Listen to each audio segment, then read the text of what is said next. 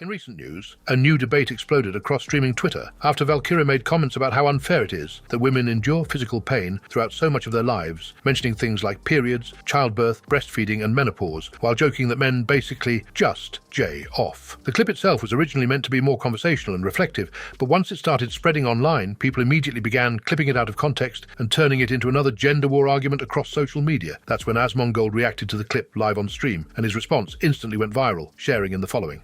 Birth and breastfeeding and enduring all of it, and a man just has to off. Like, seriously. To be fair, Jeremy, he's a catch. He's a wonderful husband. That's right.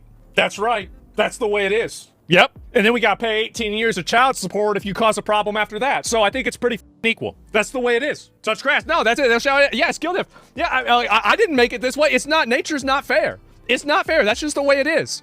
And a lot of people sided with Valkyrae, arguing that women objectively endure physical experiences men simply never have to deal with, including menstruation, pregnancy, childbirth, hormonal changes, and menopause. Many replies said Asmongold completely missed the point by turning the discussion into an argument about child support, rather than acknowledging the physical realities Valkyrae was talking about in the first place. Others defended Asmongold and argued that his broader point was about how men and women experience different types of hardships rather than identical ones. Supporters said people online were intentionally taking his response in the worst possible way and ignoring that he was talking about long-term responsibility, financial pressure, and the expectations placed on men. Then, like most internet debates, things quickly became far more toxic. Some replies started mocking Valkyrae personally, while others attacked Asmongold and his audience. A few viral posts even turned into meme responses about relationships, parenting, and child support, which only pushed the conversation further away from the original discussion. Meanwhile, another section of the community tried to take a more balanced approach. Some commenters pointed out that both men and women experience different struggles throughout life, and argued that social media constantly turns these conversations into pointless men versus women battles. Another livestream moment exploded online after a clip from a party involving JasonTheWeen started making rounds across Reddit and Twitter. The situation began outside an LA party, where a girl was reportedly trying to get inside, despite not being on the guest list. At first, the interaction seemed awkward more than anything serious, with Jason and the people around him trying to figure out whether somebody inside actually knew her or could vouch for her. But as the conversation kept going, viewers felt the situation started getting increasingly uncomfortable in the following clip. Doing our job. Yes. I understand that, but Capri, my car is literally at Capri's house. I have no way back unless it's Capri. I'm sorry. I have nothing. I can't. I'm sorry. I'm doing my job. So my name's on the list. My name's Lindsay Nicole. Wait. Her name's on the list? You got swag, bro. Y'all look at time. Literally all my friends in besides me.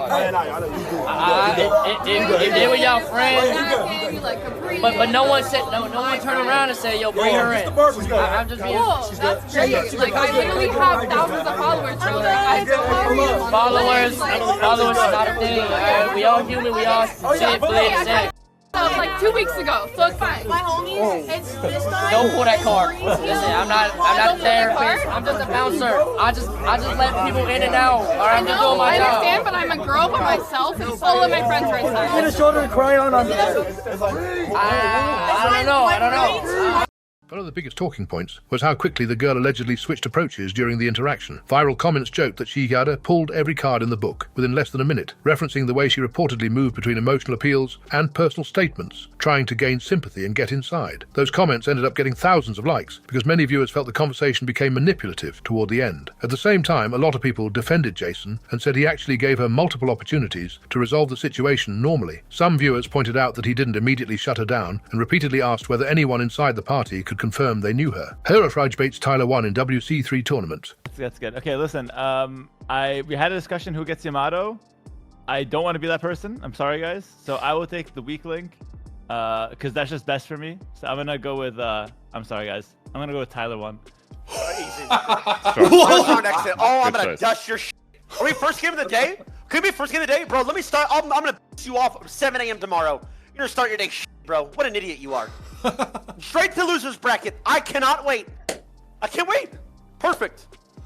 Wow. All right, man. Listen, Tyler. If I flip a coin tomorrow, that has better chances of beating me than you do because you have sub 40% win rate. Gotta remind you on that once again. Also, you had a chance for a 1v1 and you stepped down today, so you have 0 aura. You're yelling at your teammates. And you have a 40% win rate. It's not looking good. It's not looking good. I won 100% of the games I was in. I'm a team player. I'm not an egomaniac who has to make the show entirely about him and take 2 1v1 spots in a row. That's what you did, bro. You have an ego.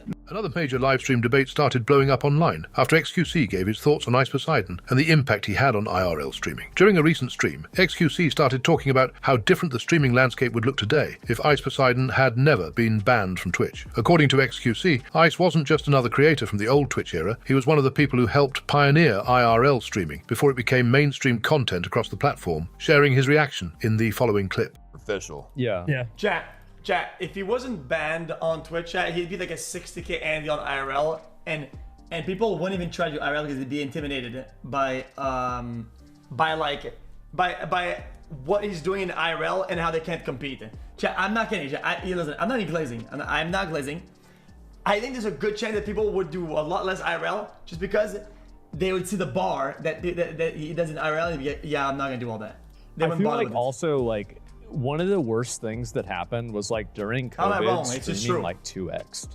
Like everybody was getting like, instead of 20,000 viewers, they're getting 40,000 viewers, or like instead. Every idea that people do, he already did it like before. Like, brother, you can say what you want about Ice. You literally pioneered almost everything people do in IRL way before. Like, not even just like a couple months, like years before. Come on, bro. At 5, really? They were getting 10. And there were tons of people. A lot of people agreed with XQC's core point that Ice Poseidon undeniably helped pioneer IRL streaming. Some viewers pointed out that long before IRL backpacks became mainstream products, or before every major streamer was walking around with mobile setups, Ice was already building an audience around real-world livestream content. One popular opinion online was that his biggest contribution wasn't necessarily his personality itself, but proving that portable IRL streaming could actually become a viable category on Twitch. But many others immediately pushed back against the nostalgia surrounding Ice Poseidon. Critics called him the OG nuisance streamer, arguing that people romanticize the early IRL era, while forgetting how chaotic and damaging parts of it actually became. A huge criticism brought up repeatedly was how his streams often encouraged harassment toward businesses, strangers, and random public workers who never agreed to be part of livestream content in the first place. Dr. K ponders if his wife is flirting with him after a long sesh of discussing the science of flirting. Oh, this smells caffeinated.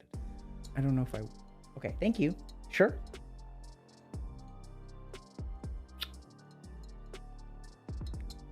See, I almost screwed up there.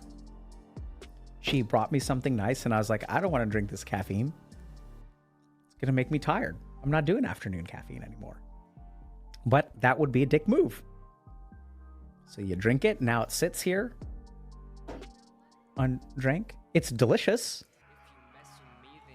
I don't want it, but you make me want it. Is she flirting? It's not. I can't tell.